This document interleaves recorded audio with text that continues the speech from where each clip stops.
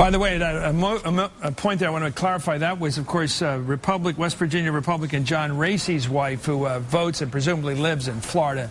Welcome back to Hardball. Eugene Robbins is an MSNBC political analyst and Pulitzer Prize-winning columnist for the Washington Post. His new book is Disintegration, The Splintering of Black America. Gene, thanks so much for joining us, and good luck with this book. I've been reading it about the different groups of African Americans, and as an outsider to your community, it's stunning to realize the clarity with which I always know you're right with clarity, but the clarity with which you describe the community in these very crystalline terms. Is it that clear to the people who live in those groups?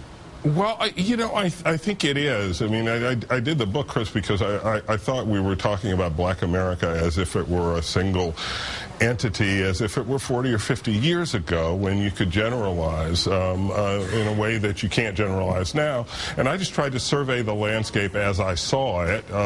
My nomenclature is mine. You can use whatever labels you want for these groups, but I think these are the groups. I think that these are segments of the Black community that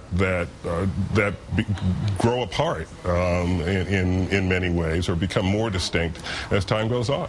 You know, as a white guy, when I look at people in the street and I see people having a hard time, and it's not hard to tell who's having a hard time, in the inner city community, the black community, you see a guy who doesn't look like he's got a lot of breaks in the world, a lot of even good health, and or a good education. And I'm thinking, how's this guy? He's not a working guy. He doesn't look like he's got a job. How's he get up every day and notice that we have a black president? What does that mean to him, except maybe added frustration even, or what's his?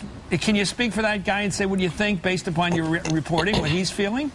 Well, I can speculate. I mean, look, the fact that we have an African-American president, I think I can safely say, means a lot to the vast majority, almost unanimous, of African-Americans. Given our history, given where we started to get here, it's a very important historical achievement, and he embodies it. So I'm not aware of anybody really who didn't feel the sort of swelling of pride when Barack Obama became president. But that guy is in the group that I refer to as the abandoned, probably, according to your description. And my real urgent concern is, how is he supposed to climb that ladder to the middle class when the rungs of the ladder are missing? When you can't go down to the plant and get a union job with job security that supports your family, buy a little house, send your kids to college, and have a pension when you retire. That sounds like a fairy tale from the olden days. Well, you and I are the same age, and we know that same history, and those ladders are missing. Those rungs on the ladder. My grandpa was a Democratic committeeman. We lived in the same neighborhoods that are black today in Philly. And the North Philadelphia neighborhoods, which you all know so well, there's no jobs to go to on the subway. There's no manufacturing job. Exactly. Those jobs are in China, they're in Brazil, they're in Malaysia, but they're not here.